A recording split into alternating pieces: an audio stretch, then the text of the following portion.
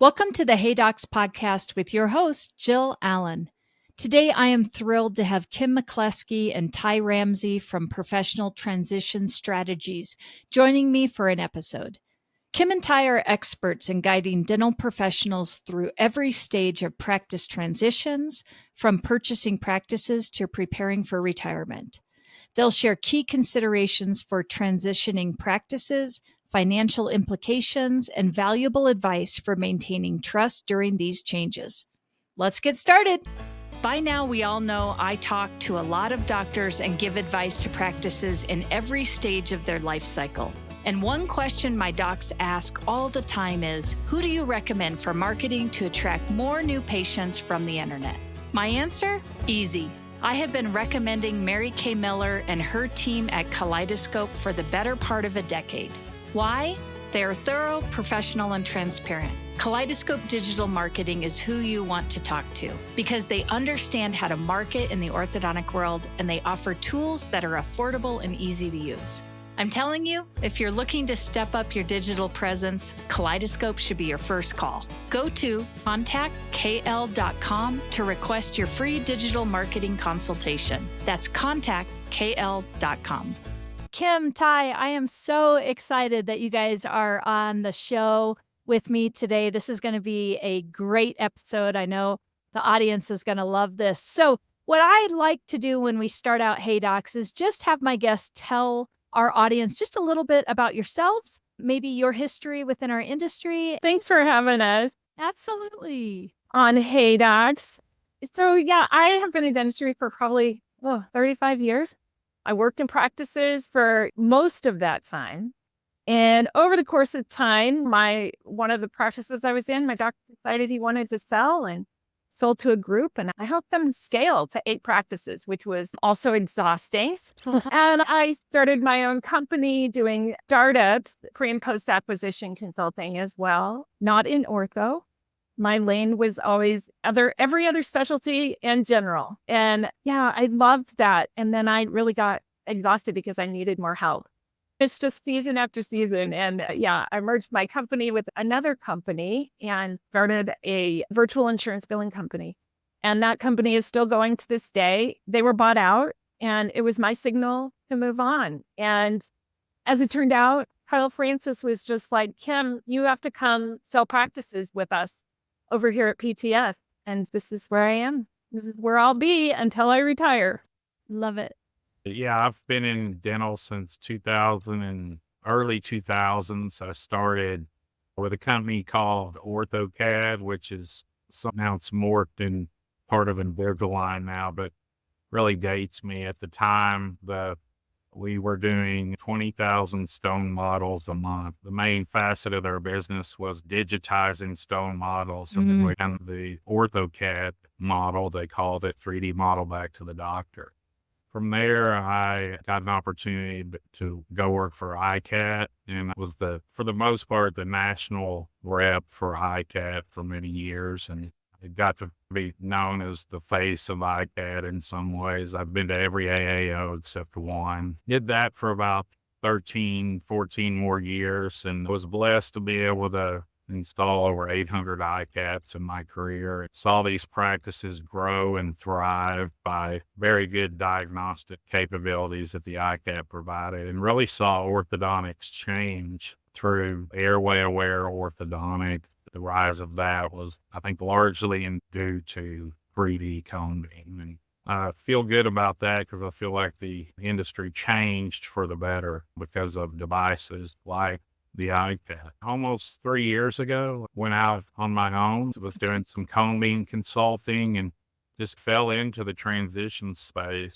Matt Zolfo, who I worked with a whole lot in my previous career, had reached out to me and said, hey, I think you should send some referrals because we can really take care of these people.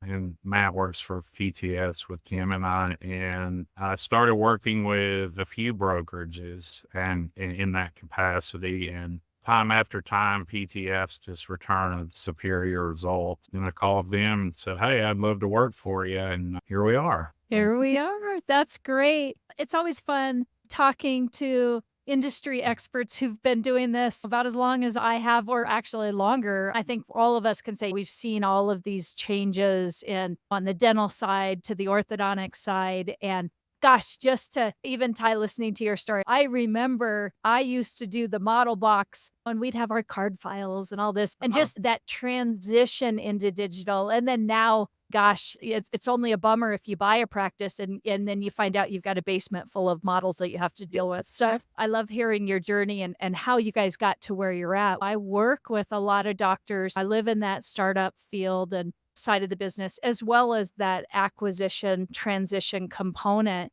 And one of the reasons why I wanted to have you on the show today is because a lot of my listeners right now are in that startup phase or have been in that acquisition, but I have a lot of listeners too who are in that 8 years to retirement phase. And I think there are things that, whether you're a newer doc getting in and thinking about what your life cycle is going to look like in a practice, or you may be a doc that's hitting into those twilight years and starting to think, what am I going to do with my practice? What's going to be my journey as I transition out? And so I thought maybe you could talk a little bit about maybe some key considerations that doctors who may be in that life cycle want to be thinking about. I almost feel like we have two options, right? It's we can sell privately or we can sell to an OSO or a DSO. And so I'm wondering if you guys want to tackle that question with me. Yeah, for sure. I think nobody knows it better than you. Like you said, you work with all seasons of a career, right? From beginning and helping them plan really not just for next year or the following year, but all the way into the future. And really for thinking about those doctors that are towards the tail end, maybe they see 10 years down the road. I consider that tail end of a career. And I think the most important thing that they can be looking at is having a deep understanding of the value of their business, right? Like you do that with your doctors, but there are a lot of orthodontists that we come across that have never had Jill Allen to help them. Yes. And they should have Jill Allen to help them, because what it's going to do is garner a much better outcome. And so I guess what my point is, first, know your value of your business at all times. Be working with your advisors, right? Your financial advisor, your accountant, a consultant. I think it's important to really have somebody, make sure your processes and your systems are in place. And then, of course, to get a valuation done, because that's going to be the marker of what your options are going to be. Yeah, I think those are the two things that I think of, like processes and systems and understanding what is your value. And if it's not good, if it's not where you want it to be, then you need to really be focused on what is it that I need to be doing to move the needle. And that's where consultants really can help. Yeah. One of the things that I'm always telling my docs, especially my ones that are, I'll say a little bit more in those twilight years, is most of the time we're really working for those 3 years of good P&Ls, right? And I think it can be so easy for our practices as you get going along to get comfortable. You aren't working as hard to get those new patients in. You aren't maybe keeping as close of an eye on keeping, I'll say, your operating systems clean as far as the data. And then, like you were saying, you come in and you have somebody who does an evaluation, and that evaluation maybe doesn't come in the way you want it, or is harder to get because we have not worked on those systems. And I know for me, that's something that we really work on as we are getting practices ready to go, so that it's as clean of a transition as we can have. But also, my hope is always, and I'm sure this is what you guys work a lot on too, is really helping those docs get top dollar in, whether it's going to be from a private sale or working to get what that looks like from maybe a DSO or an OSO. So as we think about that a little bit, one of the things I'm wondering is if you had doctors that are looking at doing a sell, but also the ones that may be looking at doing a purchase. I'm wondering if you guys have got some insight on that component of it. We work with those folks all the time. If they have buyer representation, that's great. It's probably an expense that I don't know is altogether necessary. If you're working through a broker, We always say you need to have your team of advisors, right? Most of them don't understand the importance of that as they're stepping in to acquire a practice or they start looking for one. Mm-hmm. And it's imperative because we hold fiduciary with our sellers. We're able to give them referrals to some experts in the field, but we don't advocate for them, right? They need a team of advisors to do that for them. And so what we always do is just we make recommendations. Like you really need a dental specific attorney to help you. Don't get your neighbor's brother that does some other area of law. You need a dental specific attorney because our language in those contracts is very specific and for a reason. And you don't want to pay somebody to reinvent the wheel, right? We do recommend that they do that. And really the most important piece of it is making sure that they have a banking relationship, right? They're pre-approved with a bank so that they can, in this competitive market, they can pull the trigger really fast. If they find something they really like, that's the important thing. I have a guy right now who's looking at one of my practices who has lost out on 2. And he let me know that was because he just didn't have all of his together. And yeah, I think that's a really important aspect right now. It hasn't always been that way in dentistry or across all specialties. It hasn't. We've just seen this kind of competitive environment really in the last probably 5 years. Yeah, we work with over 10,000 individual buyers and 1,500 private equity groups. So whether you're a buyer or a seller, we can help you. Like Kim said, we don't represent the buyers, but we work with buyers all the time. That's part of our job in representing the seller. So we have a great network of both individual buyers and SOs and private equity firms that we work with all the time. Something else that just occurred to me that I think is also helpful is if you go to our website, professionaltransition.com, if you go to practices for sale, you click on that link, and then there is an area where you can create a buyer profile. And because we are national, we sell practices all over the country. It's cool. We have a little Zillow map where you can see all the practices, or you can just look at them by state. But you fill out a buyer profile, goes into our system, triggers, our front office to get an NDA out to folks, and then you can start exploring, seeing what's out there in the market. But if you're a buyer and you're interested, I think that's a great place to start. Yeah, I love that. And I love hearing that you have that available because that's probably one of the more common conversations that I have with a lot of my doctors who are coming to me saying, Jill, I'm wavering on to do a startup or to buy a practice. And I think one of the hardest things is finding a practice that's actually for sale, that is at a price point that maybe a doctor is going to be able to purchase at, but also in an area that we're looking for. And as you guys know, it can be tough trying to find those practices out there and just have everything aligned. So I think it's nice to know that there's a tool out there. And docs, I'm sure anybody who's listening, you probably just wrote that down, what Kim just said. That's just one more little tool in your toolbox for helping you find a practice out there. As we think about this, and we all live in this realm here, I always like to say cash is king. And I would love it if you guys could talk just a little bit about is some of the things that you may go through in either helping a selling doctor determine the value of their practice, and also maybe what you may be telling a buyer as you were trying to manage the financial expectations too, component of it. It's in the old days before private equity got involved, the going rate for a good practice was about 80% of collections, and that due to bank ceilings and whatnot. Now there are a few that will lend 100% of collections, but in general, that made dental practices of all specialties historically undervalued. And then private equity came in the space and realized what a great investment dental was. For the most part, mostly cash, less than a 1% failure rate. And that's why this industry is consolidating the way that it is, because You're working with dentists on both ends of the spectrum, and you deal with this all the time, Jill. Dentists or orthodontists coming out and they're in debt and they can't get a loan for a good practice, a practice they would want to buy.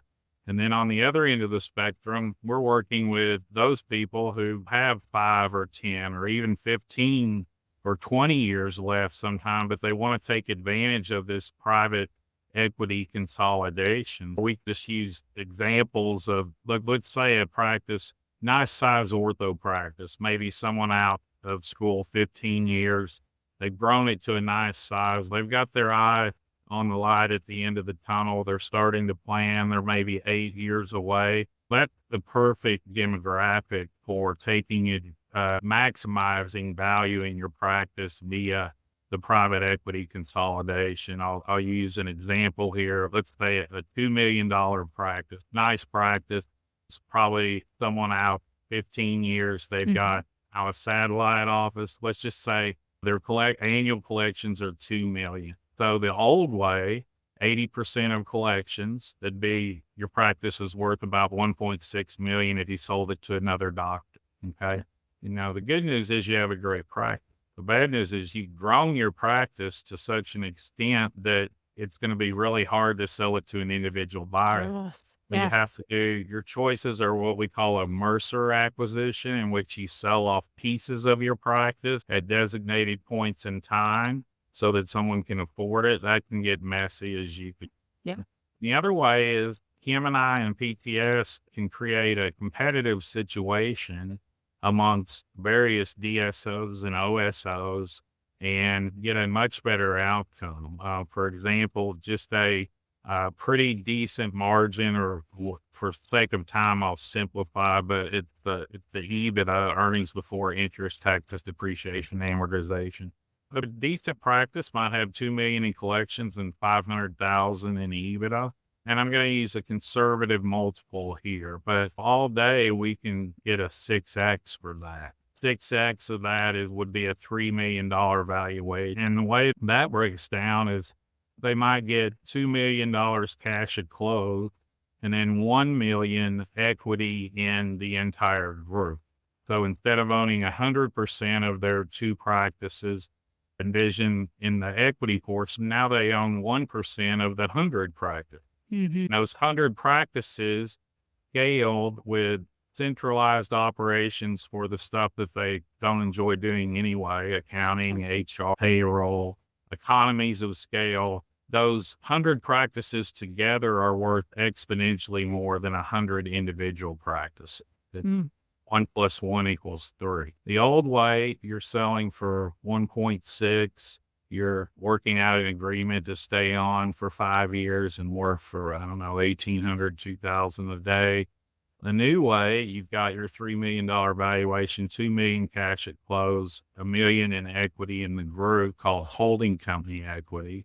There's also joint venture models where a doctor can retain ownership of part of his practice. But both models, I'll just use a holding company model here example.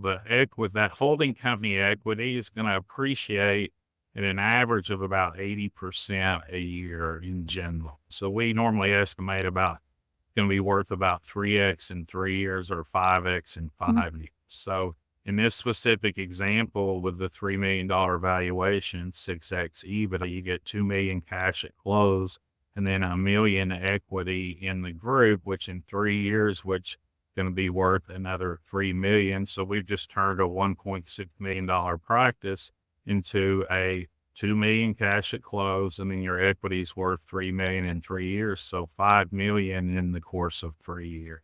I've equated a lot to selling 3D cone beam my whole career, most of my career in dental. I'd always have the discussion with the doctor that especially earlier in the industry, you don't know what you don't know. Why do I need 3D? I have a 2D pan and Ceph and they work great. And then when they discover, wow, I had no idea I could do that.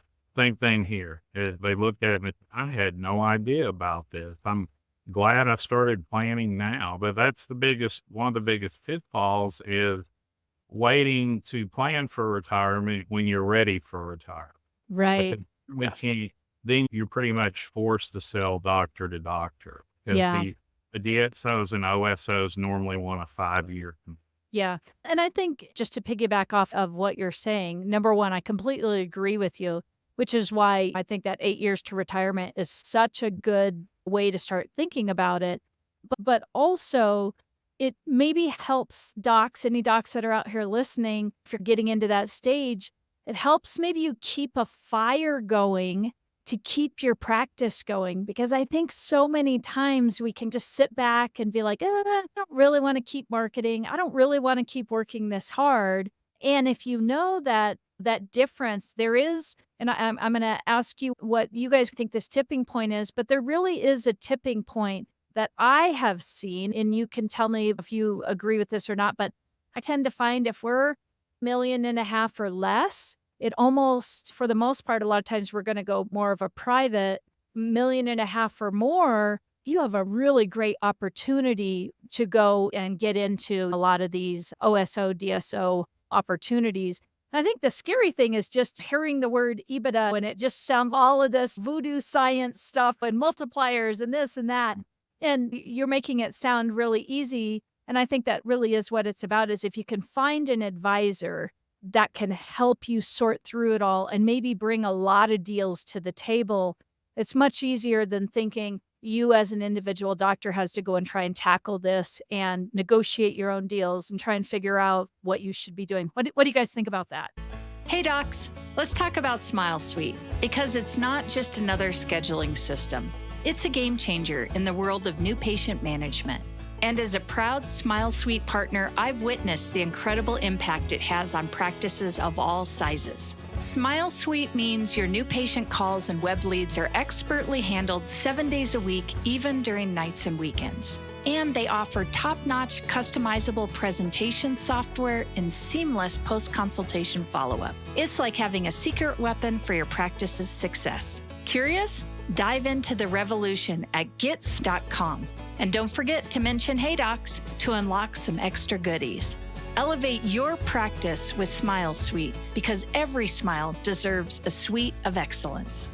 Hey docs, let's talk about consumer experience for a minute, specifically the kind of experience where you purchase an item or a service that you've been excited about only to be let down or disappointed by the actual product or experience. Not a good way to start a relationship. That's why relationships are so highly valued at GC Orthodontics, because they are truly dedicated to the orthodontic specialty. GC Orthodontics is a leading provider of TOMI orthodont appliances, quality products that have serviced the orthodont community for well over 50 years. They are focused on providing total solutions that include both digital and analog orthodont treatment modalities, like brackets, indirect bonding, and clear aligners. It's time to build a long-term relationship with a company that is dedicated to delivering total solutions to your practice. Visit GC Orthodontics at www.com/Jill Allen and see why countless leading clinics have made the switch. We probably both have so many thoughts about that, right? I completely agree with everything that you've just said. Even the 1 million to 1.5 million, that's going to go to most likely an individual. And there's plenty of those that we do. It's not bad. It just is what it is. But having the option, like you said, bringing multiple deals to the table. The thing about working with someone like us here at PTS, we really vet out, first of all of these OSOs and DSOs. Like we heavily vet them out. There's over 450 of them now collectively. There are a lot of people who recognize that this is a money grab. This is a play. They don't sit with our core ethics at PTS. We are here to serve our industry and to make sure that we're passing on good. Business consolidation wave is not going to stop. This happens in every industry, right? Private equity works the same here as it has in every other industry that's ever consolidated. All of that to say, I come from dentistry and I didn't know what EBITDA was. I didn't know there's all these groups. I don't know who's good, who's bad. Jill, you and I have been in Colorado our whole careers, and we know the local ones that were bad, right? We saw them firsthand, but no one else really knew. And what we're able to do is really to first of all, vet out the ones that really don't belong in dentistry. They're not serving our docs. They're not serving our patients or our teams. So we do that. We have a whole list of folks that we won't work with for that very reason. But to have an advocate, somebody who is experienced and able to really have stories behind all these groups, because Ty and I have done deals with all of them, all the ones that are really doing good work in dentistry. And we have confidence that what they're doing and what their plan is really more central to practitioners and teams and patients than we've ever seen in the course of this consolidation wave we've been in, because there's been a lot of a lot of scandalous folks out there doing no good, right? Like they're not helping our industry at all. And that's what I say about it. If you get a phone call I know you get phone calls. I know you get flyers in the mail, docs. I know you do. I know you've seen every MB2 flyer. You've seen every, name it, whatever group, right? And that's fine. That's fine. But don't go it alone. Don't go it alone, because they're going to tell you what the value of your business is versus a third-party PTS with, nationally. Like, we're going to calculate your EBITDA, and all the groups, quite frankly, they all say, yeah, PTS does a great job on their valuation. But if you're a single doc going out there and doing one-off, you just don't know fully what your options are. And so that's my advice. Yeah. Yeah, and can't put enough emphasis on a lot of doctors who never thought part of the value of a broker was the reach and the vetting of the group. There are a number of groups like dentists and orthodontists. And let's face it, there's good ones and they're bad. And oddly enough, a bad dentist is normally a great fit for a bad group. And a good dentist is a great fit for a good group, but it can be a nightmare if you interchange those two. And that's the kind of groups we work with in general, are the newer breed of DSO. The activist groups and are more of a cookie cutter model. You're going to use the bracket we want you to use. You're going to use these clear aligners. You're going to adhere to this protocol. You're just a cog in the wheel. The name of your practice is going to change. You're just going to be an employee versus the practices we mainly bring to the table for our clients in that competitive space with the 1.5 million or above is organizations, for the most part, started by doctors for doctors. Yeah. But keep your staff at the rate you're paying them, more, that a lot of times improve benefits. Name stays on the door, get to use the brackets you want to use, get to practice how you want to practice. Imagine being able to do all that while taking all of the stuff that you don't like to do off your plate, HR, payroll, and have a financial windfall on both the front end and the back end as well. And it really is a have your cake and eat it too situation. Yeah, that's great.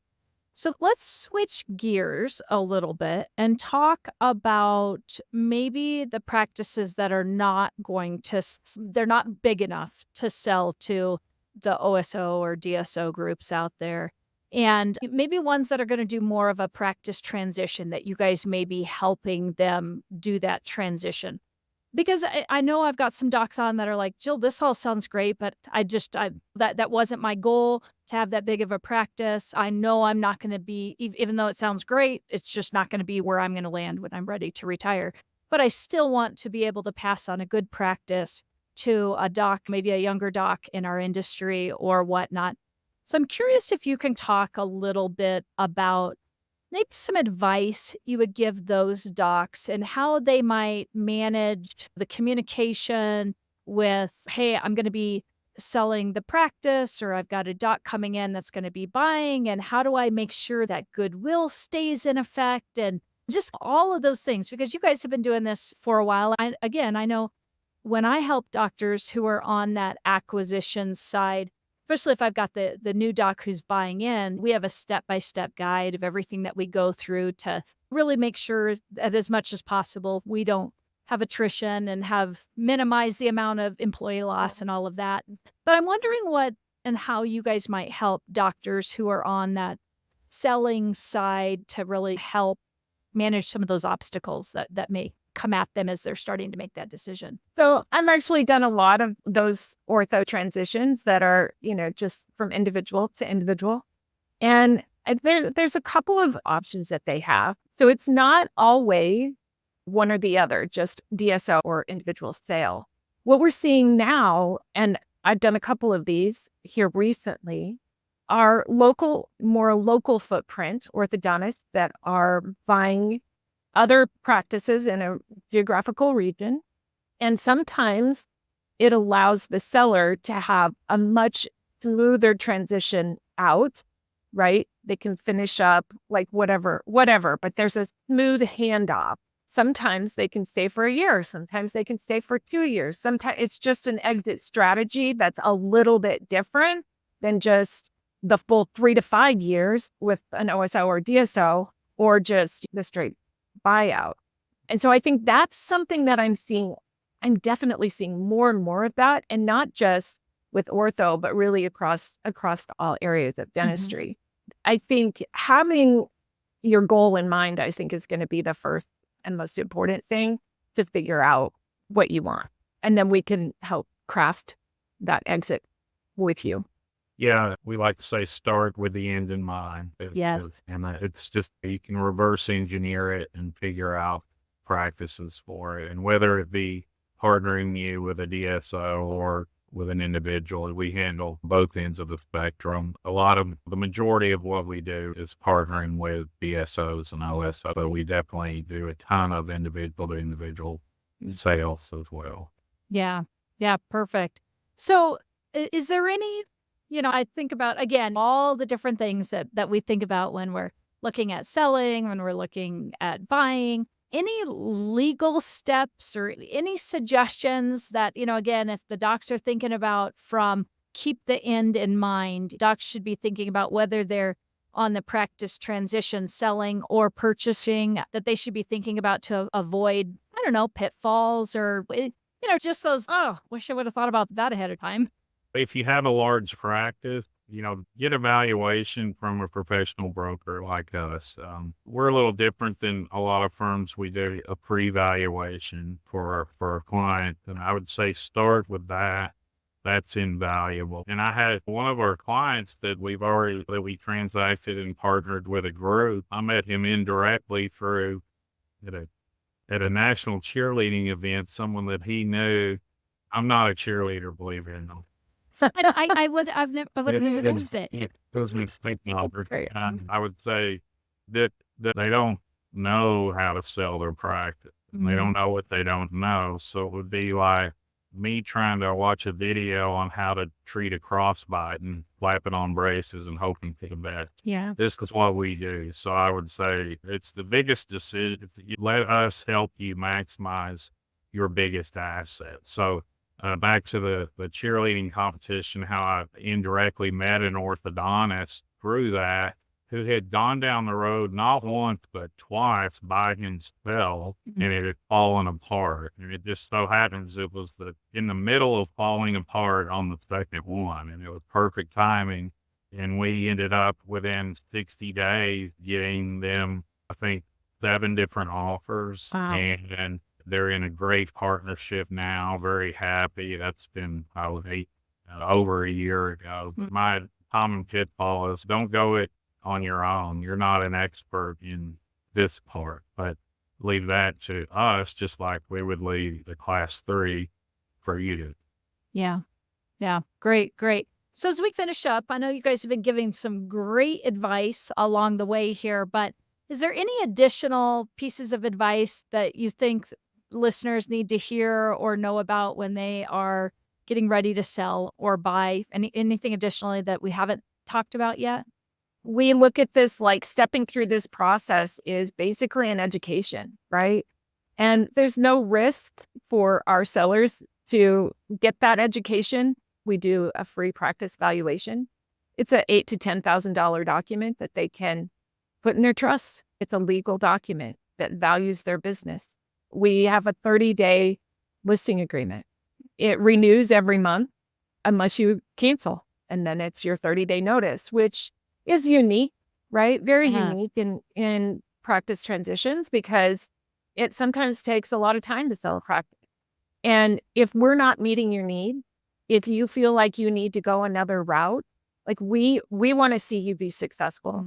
And we don't get paid until they get paid. And we have no fees along the way. And I feel like that education is so powerful. And having the knowledge and the support that you can trust, right? Like we're motivated, right? Because we're not going to get paid until they get paid. Sure. And we want to see them have the best outcome as possible. So I know we're unique in our industry. I know we are. And I feel like collectively, I don't even know what we have as far as years of experience. It's bananas at CTS. And just from all different sorts of areas, right? Like all different areas of dentistry. And we're also so collaborative with one another. We work together on deals. Ty and I work together. And I have the same with a handful of the guys. And we're always communicating. So I think that there's a lot of power and knowledge and experience found at PTS. Wonderful. Yeah, very collaborative. And I just love the culture of the company. We're the merger and acquisition transitions firm that's known for not pushing its clients to do a transaction for the sake of a transaction. That's another invaluable piece. The worst thing we can do is have our own short-term interest in mind. So your clients, whoever's watching, they need to know if they come to us, they're never going to feel any pressure to do a transaction. They're going to be living. We want what's best for them. And sometimes that answer is, I'm just going to keep doing what I'm doing right. Yeah. Yeah. And we're fine with it. Yeah. And we've had a couple of those where we had a doc that started out thinking they were going one way and decided to change their mind. And that is what I have appreciated in the times that we've had opportunities to work together, is that I do believe you when you say it, because I've seen it with my own clients where they've chosen to pivot or decided maybe this isn't quite what I want to do right now after all. And it was just such an easy, okay. As I say with my clients, sometimes we just say, love you, but I'm done right now. And it ends very amicable. Yeah. And then knowing that you're right there in the wings waiting when they're ready again. So if somebody wants to get a hold of you guys, what's going to be the best way that they can do that? Sure. Yep. You can reach me at kim@professionaltransition.com. You can find me on LinkedIn. You can find me on our website. Same here. It's Ty, T-Y, so Ty at professionaltransition.com, and then Ty Ramsey on LinkedIn. You can also, if you have my number, text me. Perfect. I love that. I always love those late night texts, and you're like, what are you doing up? And why is my phone?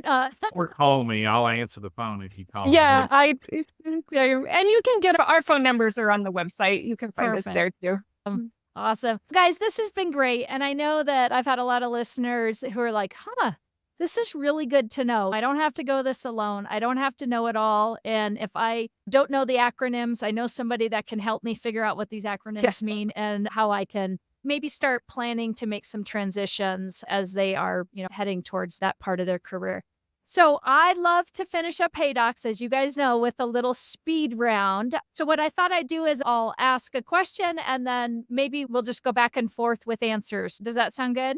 All righty. So if you could start any business right now, what would it be? So I'm on the tail end of my career. I don't think I'm going to start a real business, but I want a hobby farm so I can have bees and chickens, so I can have eggs. And I want a greenhouse with growing lavender.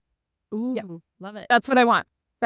And I sell some of it, but For me, it would be something vague, but if you can figure out something with AI connected to philanthropy, I know that's vague, but that's great. Still trying to hatch that. Yeah. What's the best investment you've ever made? Oh, real estate, hands down. Yeah. Especially here in Colorado. It's been real good. Yeah. Yeah, I'm really bad at picking stocks. Probably really good. Perfect. So any of my docs that are like, Jill, should I buy the building? And I'm always like, yes, buy the building. How do you handle work-related stress? Wolf, we definitely have it. We talk about it a lot, actually, over here at PTS, because we are the ones that have to stay really measured and calm at all times, because buyers and sellers have so many emotions, right, attached to what they're doing, because either it's their life's work that they're selling or it's the biggest investment they've ever made, right? And so work stress is very real in our world. But what I do is this desk that I have here, it stands up and I have a treadmill underneath it. I probably, if I'm not on the road, I'm walking and working at my desk. And usually I get in somewhere around 7 or 8 miles a day, just walking and working. Yeah.